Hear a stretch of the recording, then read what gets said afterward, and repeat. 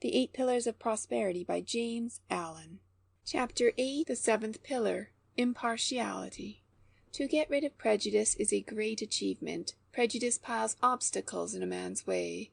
Obstacles to health, success, happiness, and prosperity, so that he is continually running up against imaginary enemies who, when prejudice is removed, are seen to be friends.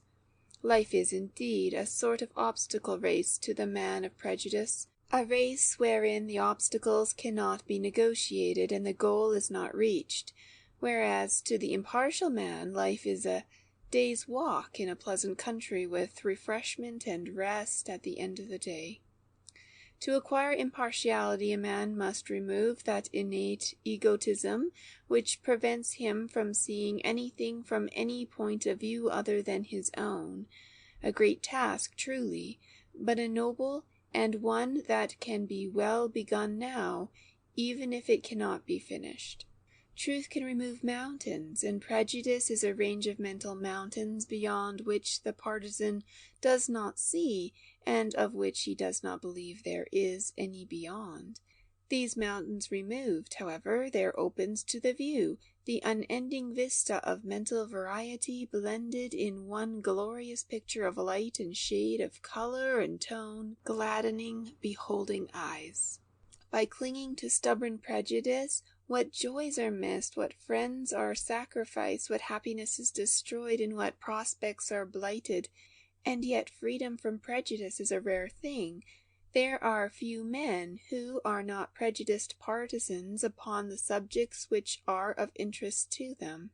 One rarely meets a man that will dispassionately discuss his subject from both sides, considering all the facts and weighing all the evidence, so as to arrive at truth on the matter. Each partisan has his own case to make out.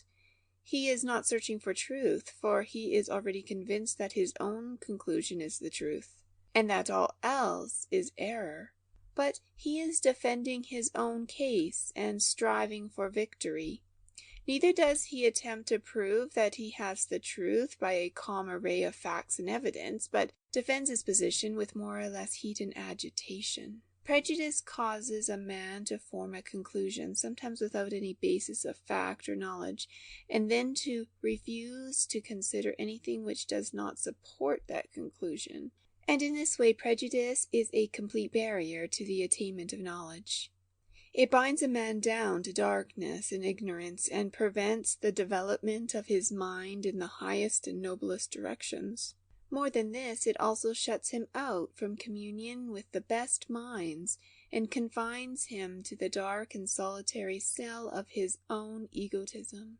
Prejudice is a shutting up of the mind against the entrance of new light, against the perception of more beauty, against the hearing of diviner music. The partisan clings to his little fleeting flimsy opinion, and thinks it the greatest thing in the world. He is so in love with his own conclusion, which is only a form of self-love, that he thinks all men ought to agree with him, and he regards men as more or less stupid, who do not see as he sees, while he praises the good judgment of those who are one with him in his view. Such a man cannot have knowledge, cannot have truth. He is confined to the sphere of opinion, to his own self-created illusions, which is outside the realm of reality.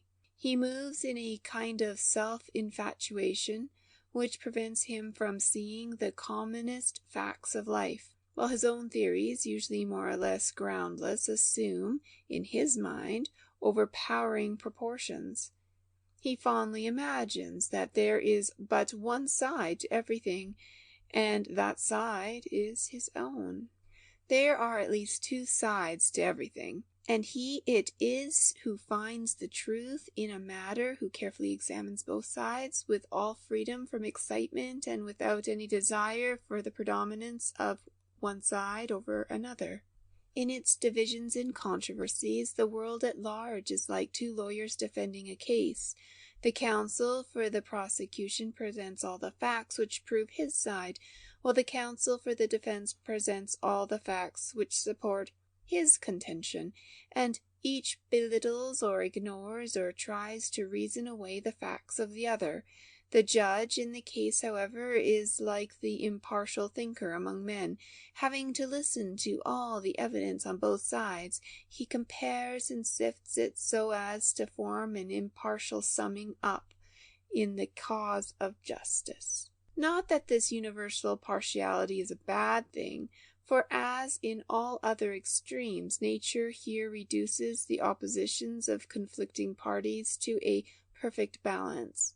Moreover, it is a factor in evolution. It stimulates men to think who have not yet developed the power to rouse up vigorous thought at will, and it is a phase through which all men have to pass.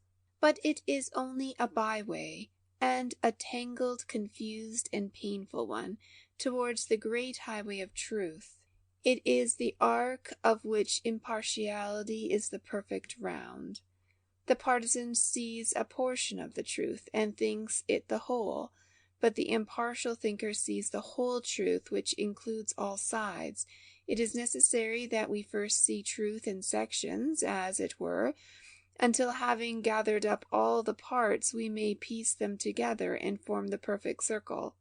And the forming of such a circle is the attainment of impartiality. The impartial man examines, weighs, and considers with freedom from prejudice, and from likes and dislikes.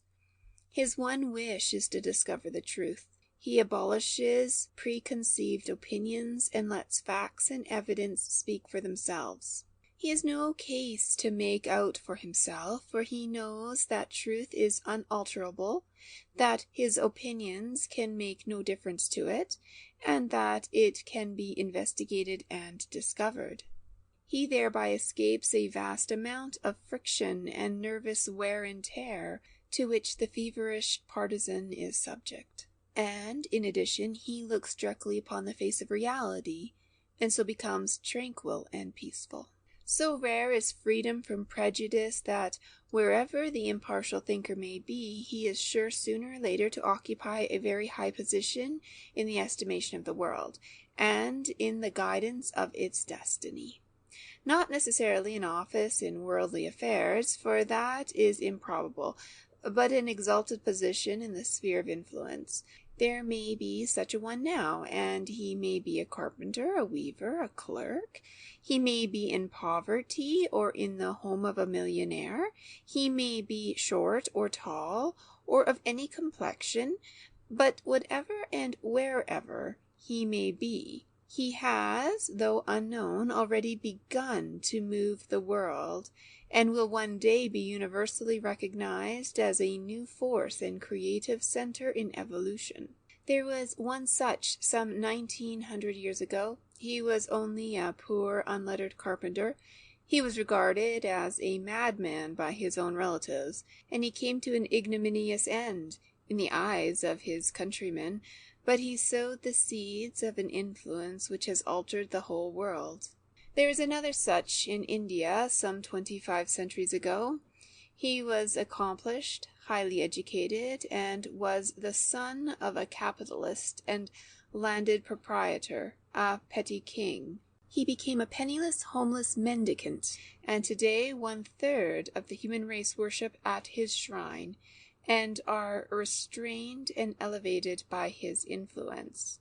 Beware when the great God lets loose a thinker on this planet, says Emerson, and a man is not a thinker who is bound up by prejudice. He is merely the strenuous upholder of an opinion. Every idea must pass through the medium of his particular prejudice, and receive its color, so that dispassionate thinking and impartial judgment are rendered impossible. Such a man sees everything only in its relation, or imagined relation, to his opinion, whereas the thinker sees things as they are. The man who has so purified his mind of prejudice and of all the imperfections of egotism as to be able to look directly upon reality has reached the acme of power. He holds in his hands, as it were, the vastest influence, and he will wield this power whether he knows it or not. It will be inseparable from his life, and will go from him as perfume from the flower. It will be in his words, his deeds, in his bodily postures, and the motions of his mind, even in his silence and the stillness of his frame. Wherever he goes, even though he should fly to the desert, he will not escape this lofty destiny. For a great thinker is the center of the world. By him all men are held in their orbits, and all thought gravitates towards him. The true thinker lives above and beyond the seething whirlpool of passion in which mankind is engulfed. He is not swayed by personal considerations, for he has grasped the import of impersonal principles, and being thus a non-combatant in the clashing warfare of egotistic desires, he can, from the vantage ground of an impartial but not indifferent watcher, see both sides equally and grasp the cause and meaning of the fray. Not only the great teachers, but the greatest figures in literature are those who are free from prejudice, who, like true mirrors, reflect things impartially. Such are Whitman, Shakespeare, Balzac, Emerson, Homer. These minds are not local, but universal. Their attitude is cosmic and not personal. They contain within themselves all things and beings, all worlds and laws. They are the gods who guide the race, and who will bring it at last out of its fever of passion into their own serene land. The true thinker is the greatest of men, and his destiny is the most exalted. The altogether impartial mind has reached the divine, and it basks in the full daylight of reality. The four great elements of impartiality are: 1. Justice. 2. Patience. 3. Calmness. 4. Wisdom. Justice is the giving and receiving of equal values. What is called striking a hard bargain is a kind of theft. It means that the purchaser gives value for only a portion of his purchase, the remainder being appropriated as clear gain. The seller also encourages it by closing the bargain. The just man does not try to gain an advantage. He considers the true values of things and molds his transactions in accordance therewith. He does not let what will pay come before what is right, for he knows that the right pays best in the end. He does not seek his own benefit to the disadvantage of another, for he knows that a just action benefits equally and fully both parties to a transaction. If one man's loss is another man's gain, it is only that the balance may be adjusted later on. Unjust gains cannot lead to prosperity, but are sure to bring failure. A just man could no more take from another an unjust gain by what is called a smart transaction than he could take it by picking his pocket. He would regard the one as dishonest as the other. A bargaining spirit in business is not the true spirit of commerce. It is the selfish and thieving spirit which wants to get something for nothing. The upright man purges his business of all bargaining and builds it on the more dignified basis of justice. He supplies a good article at its right price and does not alter. He does not soil his hands with any business which is tainted with fraud. His goods are genuine and they are properly priced. Customers who try to beat down a tradesman in their purchases are degrading themselves. Their practice assumes one or both of two things, namely that either the tradesman is dishonest and is overcharging, a low suspicious attitude of mind, or that they are eager to cajole him out of his profit, an equally base attitude, and so benefit by his loss. The practice of beating down is altogether a dishonest one, and the people who pursue it most assiduously are those who complain most of being imposed on, And this is not surprising, seeing that they themselves are all the time trying to impose upon others.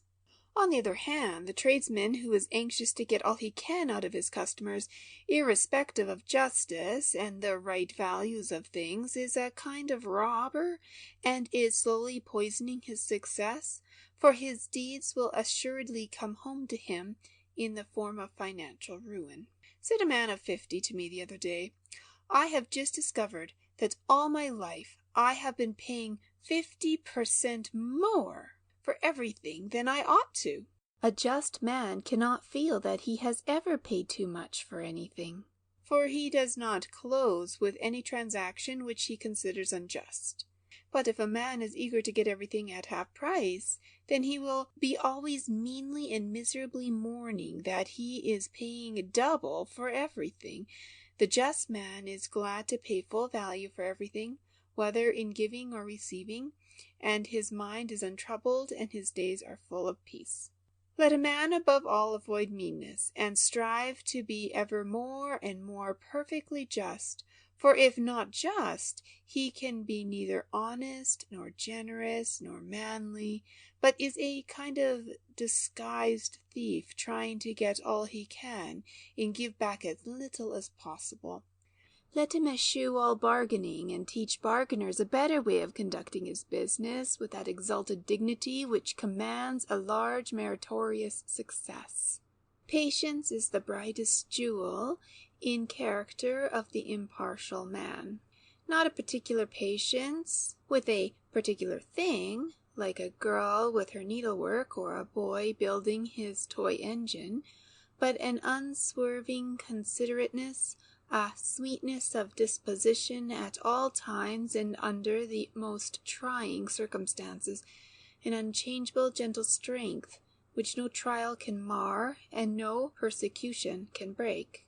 A rare possession, it is true, and one not to be expected for a long time yet from the bulk of mankind, but a virtue that can be reached by degrees, and even a partial patience will work wonders in a man's life and affairs, as a confirmed impatience will work devastation. The irascible man is courting speedy disaster, for who will care to deal with a man who is continually going off like gunpowder, when some small spark of complaint or criticism falls upon him? Even his friends will one day desert him, for who would court the company of a man who rudely assaults him with an impatient and fiery tongue over every little difference or misunderstanding?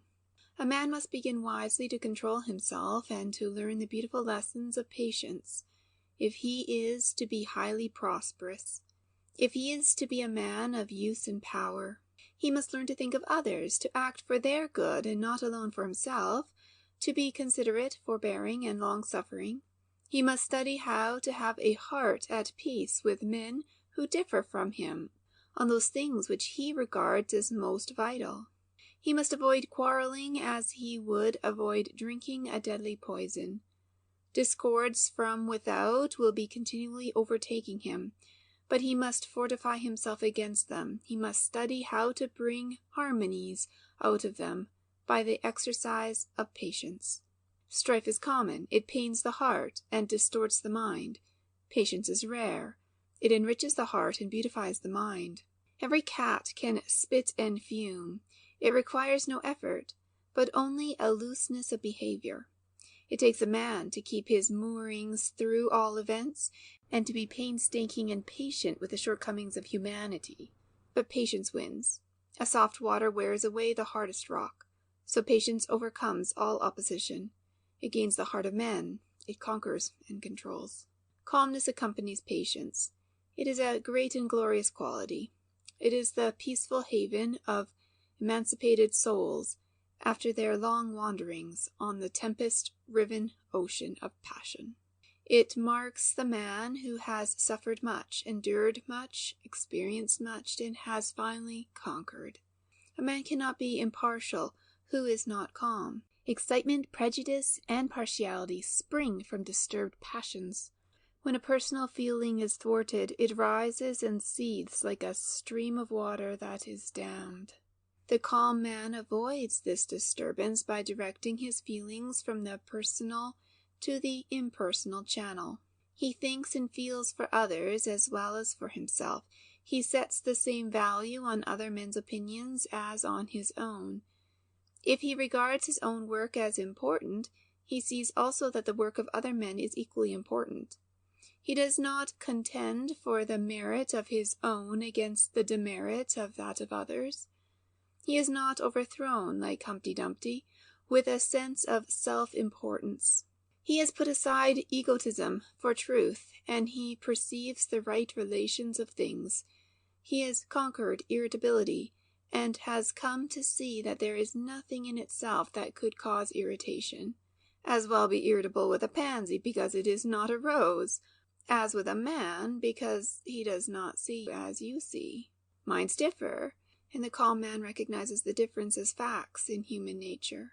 The calm, impartial man is not only the happiest man, he also has all his power at his command. He is sure, deliberate, executive, and swiftly and easily accomplishes in silence what the irritable man slowly and laboriously toils through with much noise. His mind is purified, poised, concentrated, and is ready at any moment to be directed upon a given work with unerring power. In the calm mind all passions are tranquilized, all conflicts are harmonized, all contradictions are reconciled, and there is radiant gladness and perpetual peace.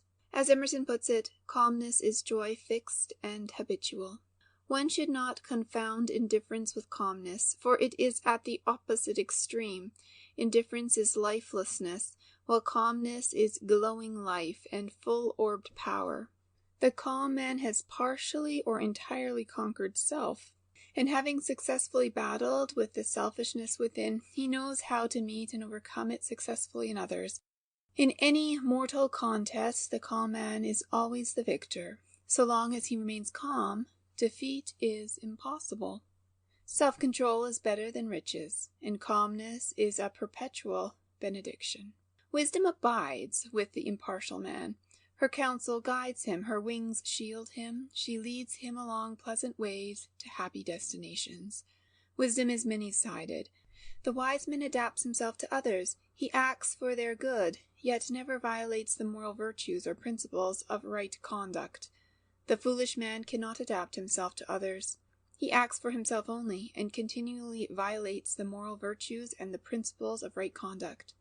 There is a degree of wisdom in every act of impartiality, and once a man has touched and experienced the impartial zone, he can recover it again and again until he finally establishes himself in it. Every thought, word, or act of wisdom tells on the world at large, for it is fraught with greatness. Wisdom is a well of knowledge and a spring of power. It is profound and comprehensive, and is so exact and all-inclusive as to embrace the smallest details. In its spacious greatness, it does not overlook the small. The wise mind is like the world. It contains all things in their proper place and order, and is not burdened thereby. Like the world also, it is free, and unconscious of any restrictions, yet it is never loose, never erring, never sinful, and repentant. Wisdom is the steady, grown-up being of whom folly was the crying infant. It has outgrown the weakness and dependence, the errors and punishments of infantile ignorance, and is erect, poised, strong, and serene. The understanding mind needs no external support. It stands of itself on the firm ground of knowledge, not book knowledge, but ripened experience. It has passed through all minds, and therefore knows them. It has traveled with all hearts, and knows their journeyings in joy and sorrow. When wisdom touches a man, he is lifted up and transfigured.